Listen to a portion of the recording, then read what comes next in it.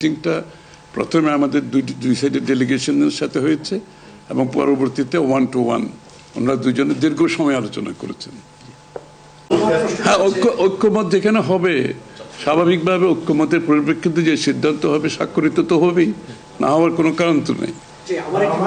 Please please please please please প্রশ্নটি হচ্ছে যে যেটি বারবার যে কথাটি বলা হচ্ছে যে নির্বাচনের একটি সঠিক তারিখ নির্ধারণে আসলে সমস্যাটা কোথায়? একটি সঠিক তারিখ সুনির্দিষ্ট তারিখ, এর কোনো সমস্যাই নাই। আমরা কোনো সমস্যা দেখছি না, কেউ দেখলে পারে এটা ভুল দেখছেন। নির্বাচনের সম্পর্কে আজকে যৌথ বিবৃতিতে আমরা বলে দিয়েছি দুপক্ষই, এবং নির্বাচন কমিশন আমরা আশা করব শীঘ্রই একটা তারিখ ঘোষণা করবে। নির্বাচনের কথা হচ্ছে দেশের রাজনৈতিক পরিবেশে অন্যান্য বিষয় নিয়ে কথা, সব বিষয়ে আলোচনা তো হবে স্বাভাবিক। আমরা তো নতুন বাংলাদেশ গড়ার প্রত্যয় নিয়ে সামনের দিকে এগোচ্ছি। সবাই আমরা চাই দেশ গড়ার যে প্রত্যয় আমরা নিয়েছি, আমরা ঐক্যবদ্ধভাবে সেই কাজটা করব। শুধু নির্বাচনের আগে নয়, নির্বাচনের পরেও বাংলাদেশ গড়ার যে প্রত্যয় নিয়ে আমরা সবাই ঐক্যমত হয়েছি সেটা আমরা সামনের দিকে এগিয়ে নিয়ে যাব। একজন প্লিজ প্লিজ উনি বলুন। সংস্কার নিয়ে যে দীর্ঘ আলোচনা হচ্ছিল, সেই সংস্কার বিষয়ে বিএনপির পক্ষ থেকে বা তারেক রহমান সাহেবের পক্ষ থেকে আপনারা কিভাবে রিঅ্যাক্ট করেছেন?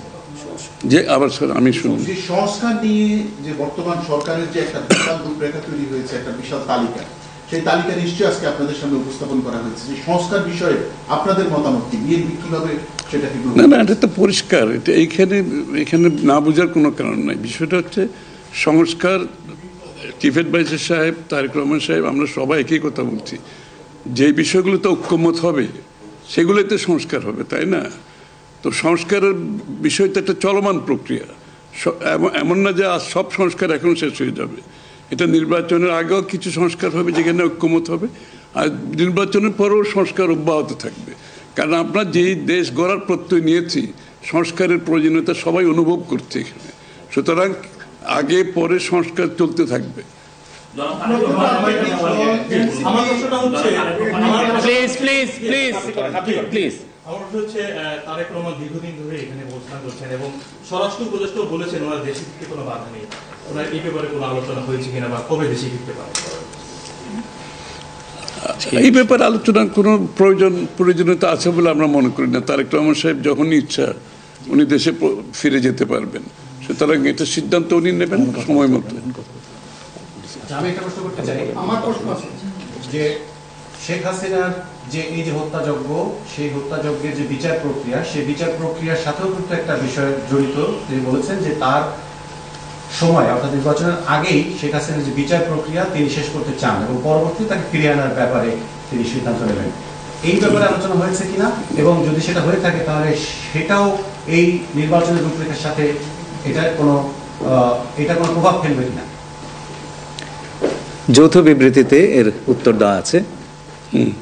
সংস্কার এবং বিচার দুই বিষয়ে পর্যাপ্ত অগ্রগতি কথা বলা হয়েছে, এবং আমরা মোটামুটি কনফিডেন্ট যে এই অগ্রগতি আমরা নির্বাচন আগেই দেখতে পাবো। সম্পন্ন করা যাবে। রাজনৈতিক দল এনসিপি নির্বাচন কমিশন সংস্কার ছাড়া নির্বাচনে যাবে না বলে ঘোষণা করেছে।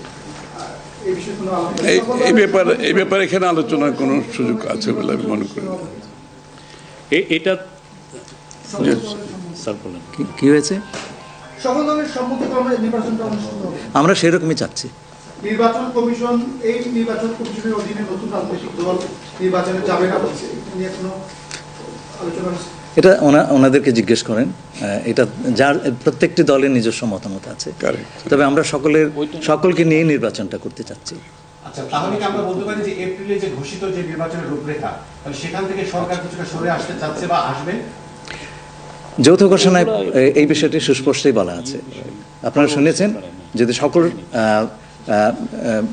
কাজ সময় মতো আমরা করতে পারি এবং বিচার ও সংস্কারের ব্যাপারে পর্যাপ্ত অগ্রগতি হয়, তাহলে নিশ্চয়ই সেটা করা যেতে পারে। এখানে আমি একটু অ্যাড করি যে ইয়ের সাথে, যে মিটিংটা প্রথমে আমাদের দুই সাইডের ডেলিগেশনের সাথে হয়েছে এবং পরবর্তীতে 1-to-1 ওনারা দুজনে দীর্ঘ সময় আলোচনা করেছেন।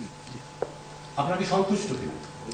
নিশ্চয়ই নিশ্চয়ই সন্তুষ্ট, সন্তুষ্ট। নিশ্চয়ই সন্তুষ্ট। শুধু আমরা তো বলছি নির্বাচনের আগে নয়, নির্বাচনের পরও দেশ গড়ার ক্ষেত্রে আমরা সবাই একসাথে কাজ করতে হবে, সন্তুষ্ট- নতুন বাংলাদেশ করতে হবে। আর সন্তুষ্ট না হলে তো যৌথ ঘোষণায় আসবার কথা নেই। এখন যে বিচার প্রক্রিয়া চলছে বিগত সরকারের যেগুলো আপনি একবার কোশ্চেন শেষ করে দেন। প্লিজ। না না, আর একটা লাস্ট কোশ্চেন নিব, লাস্ট একটা কোশ্চেন নিব।